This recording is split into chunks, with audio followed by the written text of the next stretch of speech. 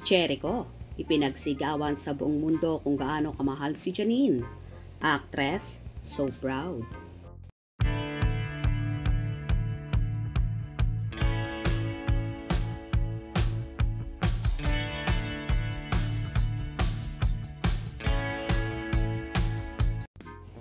Halos lahat nga ay nagdiriwang na tila ba nanalo sa loto, kahit pa sabihing si Mana Santa. Ito ay may kaugnayan sa pagkaka-announce ng Asia's Drama King na si Jericho Rosales sa mismong burol pa ni Miss Pilita Corrales nang sambitin niya na naroroon siya para suportahan ang pamilya ng actress. At dito nga ay tahasan na niyang inamin na boyfriend na siya ni Janine. Marami naman ang natuwa sa ginawang yong ito ni Echo at officially magjowa na nga ang Econin.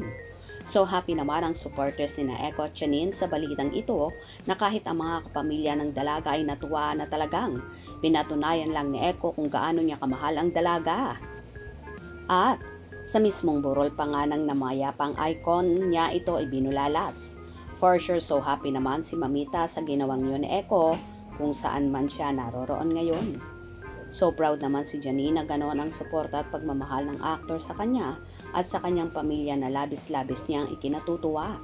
Hindi talaga nagkamali ang aktres sa pagpili kay Echo dahil lahat ginagawa ng aktor. Kinukumport siya, inaalalayan, inaalagaan at minamahal. At ipinapakita lang ni Echo na palagi siyang nasa tabi ng dalaga. Lalo pa ngayong panahon na ito dahil hindi lang isang lola ang nawala sa kanya. Dahil ang lola niyang si superstar Miss Nora Aunor ay namayapa na rin. Grabe ang dagok sa pamilya ng dalaga kaya naman nakakabawas sa bigat sa pakiramdam ang pagmamahal at suporta na ibinibigay ng kanyang nobyo lalong higit sa kanya. Kung ang ibang bashers ni Janine na sinasabing bakit pinatulan ang dalaga, ang aktor gayong maraming red flag ito. Nadedma lang si Janine dahil masigit niyang kilala ang aktor kesa sa mga taong nang babasya kanilang dalawa. Kumpara naman sa naging excess ni Janine na parang si Janine ang todo comfort at effort sa kanila samantalang ang mga excess nila ay chill-chill lang at pa-relax-relax. Unlike Echo, lahat ginagawa sa actress, pag-aalaga, pagmamahal, suporta at lahat ng ikasasaya ng dalaga ay ginagawa ng aktor.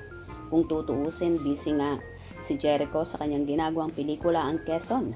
Pero mas pinili niya na wag munang mag-shooting para masamahan ang kasintahan sa kanyang kalungkutan.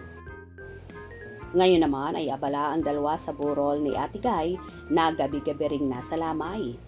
Anyway, good job Echo at congratulations to both of you.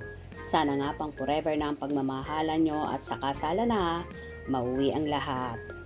Kung nagustuhan nyo ang video na ito, comment down below.